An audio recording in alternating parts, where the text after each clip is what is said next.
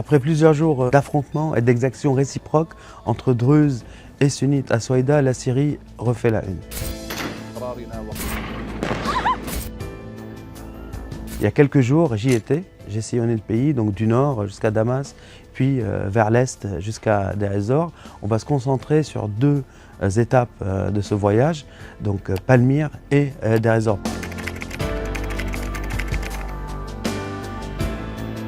Palmyre dans le centre, car il s'agit d'un site archéologique très important, un des sites les plus importants au monde, classé par l'UNESCO depuis 1980. À ma grande surprise, le site est assez préservé, malgré la destruction du temple de Baal Eshmaï par l'État islamique, malgré les frappes russes, malgré les combats qui ont eu lieu dans ce site. Il est assez bien préservé, mais on ne peut pas visiter le site sans visiter la ville à côté, donc la ville de Palmyre, de son nom en arabe Tadmor, et sa notoire prison de Tadmor.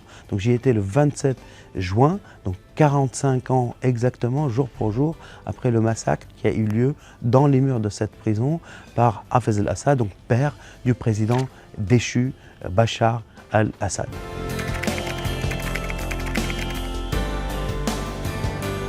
Arrivé à Deir ez-Zor, on ne peut que constater le niveau de destruction et l'ampleur des destructions dans la ville. C'est une ville qui est à plus de 90% détruite, à terre, tout est détruit. Le centre-ville, l'ancien souk ottoman, les mosquées, les églises, tout est détruit. La ville et la province qui comptaient 7 ponts n'en comptent plus qu'un seul. Un pont fait avec des gravats qui relie les deux côtes, donc qui passe de la zone tenue maintenant par le nouveau pouvoir syrien vers les zones administrées par les Kurdes.